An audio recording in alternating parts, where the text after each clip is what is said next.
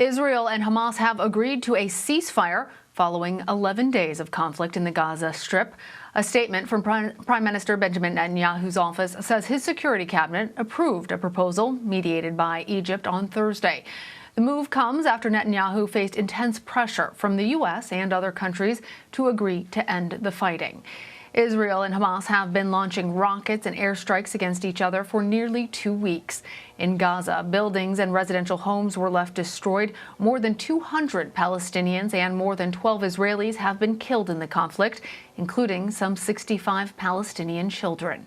CBS News foreign correspondent Holly Williams has the latest. The ceasefire couldn't come soon enough for the people of this region. In Gaza today, they again searched through the rubble for survivors and buried more of their dead. There's been intense pressure to stop the fighting. Today, the White House said it's engaged more than 80 times with the Israelis, the Palestinian Authority and others in the region. And in the last 24 hours, Hamas, the Palestinian group that America regards as a terrorist organization, signaled openness to a ceasefire. With Gaza in a humanitarian crisis, foreign journalists haven't been allowed in, the Israeli authorities saying it's too dangerous. For now, this is as close as we can get to the crossing into the Gaza Strip. It's about 4 miles in that direction. Over the Gaza Strip's weak internet connection, we spoke with the mayor of Gaza City. Almost all services have been cut off, and there were deliberate attacks and systematic attacks. When you're raised in... Gonen Ben Yitzhak is a former Israeli intelligence officer, credited with preventing dozens of Palestinian terror attacks. I'm just a patriot. He says this was a political conflict that's backfired on Israel and helped strengthen Hamas. He blames Israel's Prime Minister Benjamin Netanyahu for igniting the clashes as he fights for his survival as leader. The goal is to keep his position, and I think this is why he let the situation get to the point we are in. And Holly Williams joins me now from Tel Aviv. Holly, how long do we expect that this ceasefire will hold, and are efforts being made toward a longer-term solution? Well, Lana, what I can tell you is that this certainly looks fairly fragile. I mean, the spark for this conflict was threatened evictions and clashes in Jerusalem. And if you don't solve the underlying issue here, which is two peoples who both fervently believe that this is their country and one group vastly more powerful than the other, then there's a very good chance that exactly the same thing will happen all over again. And Holly, what is the latest on the ground there? How are the two sides reacting to this news? Well, you know, it's the middle of the night here. It's around 2 a.m. So we haven't had much reaction from people who are in bed. We understand that there have been celebrations in the Gaza Strip where they're sort of portraying this ceasefire as a victory.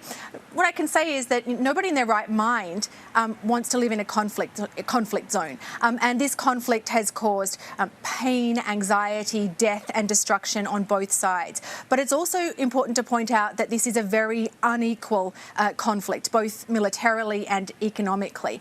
Here in Israel, they have one of the best equipped militaries in the world. They also have the Iron Dome defense system, which shoots down most of the rockets that are fired from Gaza. Not all of them. Some of them get through. 13 people have died, but also people here have access to shelters when those rockets are fired. In the Gaza Strip, it is one of the most overcrowded, poverty-stricken places in the world, 25 miles long, around 2 million Palestinians crammed in there.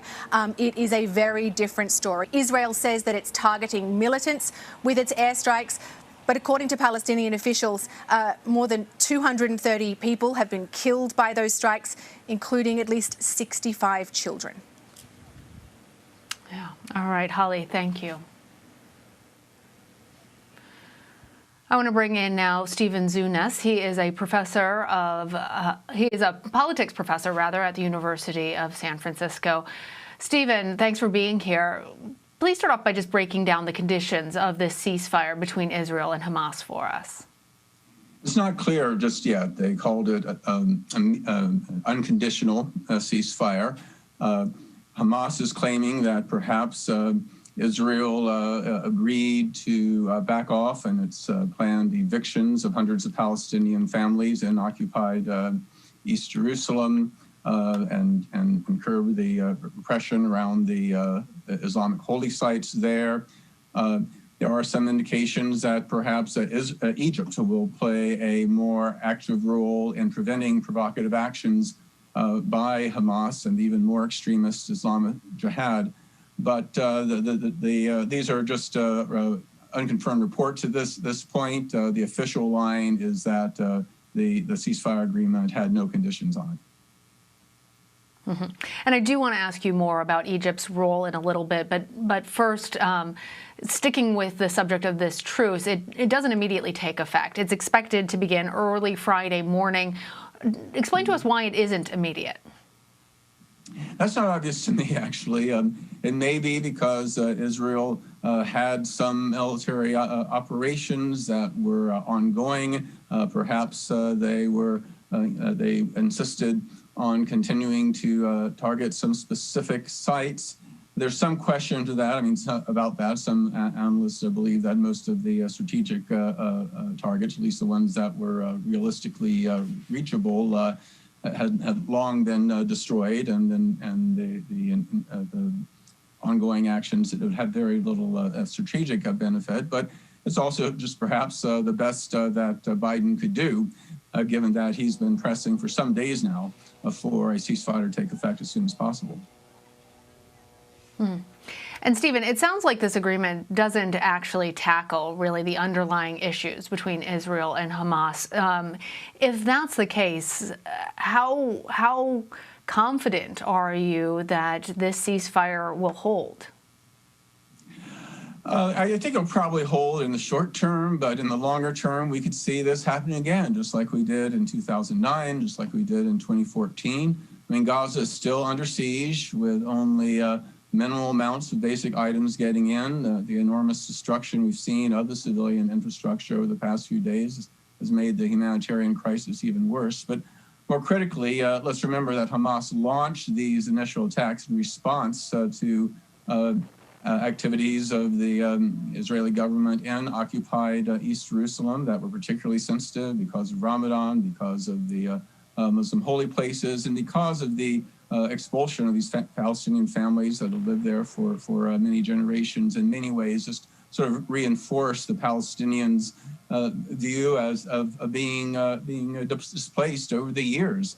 Initially in the Israeli War of Independence, where much of the population fled and expelled, and more recently with the continued growth of settlements. And the problem is that Hamas is trying to portray itself as the defender of the Palestinian people, in contrast to the more moderate Palestine Authority, which Hamas is portraying as being naive to trust the peace process led by the United States, which has only led to more and more West Bank land being seized for these illegal settlements, and the dreams of a viable Palestinian state alongside Israel looking less and less likely. And we did hear President Biden trying to make that distinction that he's been speaking with the Palestinian Authority as opposed to Hamas, really. You mentioned, Stephen, the 2014 conflict. And in fact, this is the biggest conflict between Israel and Hamas since 2014. Just for context and understanding, what makes this outbreak and violence and fighting different from that time period? Well, on a strategic level, the Hamas rockets, unlike the Iranian-made missiles possessed by Hezbollah in Lebanon, are fairly crude. They're largely made in machine shops and fortunately not that accurate or powerful. However, the recent fighting showed that they are getting more and more sophisticated, and they have a longer range. Still, the Iron Dome system designed by the U.S. and Israel proved quite effective, and that was certainly a positive development. But now, obviously, Hamas doesn't have a defensive weapon system, and Israel's firepower is more deadly and devastating than ever, as we saw in the high civilian casualties. But Israel did not launch a ground invasion this time, as it did the previous wars, apparently aware that Hamas had installed a series of defensive tunnels and other systems which would have made for protracted house-to-house fighting, which have led to Israeli major casualties among Israeli soldiers. And so This seems to be a calculated decision by the Israelis to keep it almost exclusively as an air war this time. Yes, and we did see the IDF statement that almost seemed to float the idea of ground forces into the Gaza Strip. Before I let you go, I do want to ask you, though, about the significance of Egypt's role in negotiating this ceasefire. What does it tell you about their potential future role in Middle East negotiations?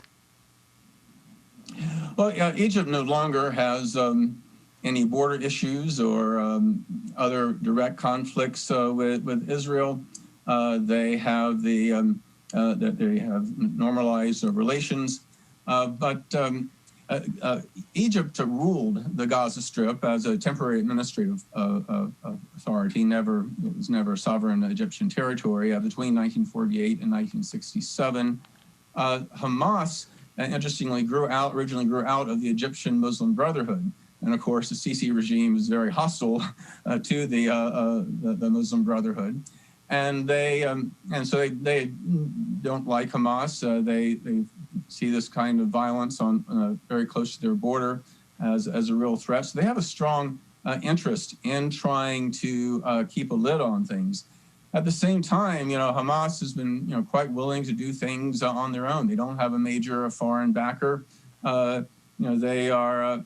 It's unlikely that Egypt will be able to have much actual control on the situation. They do control a border. Most of the border is with Israel, but they have a small border. Perhaps they might be able to have some influence in terms of some incentives or punishments in terms of allowing goods to go to and fro, depending on Hamas's actions. But ultimately, the conflict is between Israelis and Palestinians, and neither Egypt or the other countries, and similarly, Bahrain and United Arab Emirates, and these countries that have signed these mutual recognition agreements, normalization agreements with Israel. I mean, that's certainly a positive thing on one level, but unlike what the Trump administration said, it really wasn't leading to peace. These countries weren't at war with Israel, never had been, but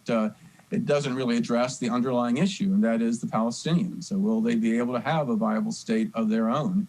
And if not, we will only see more and more bloodshed. All right. Stephen Zunes, thank you. Thank you.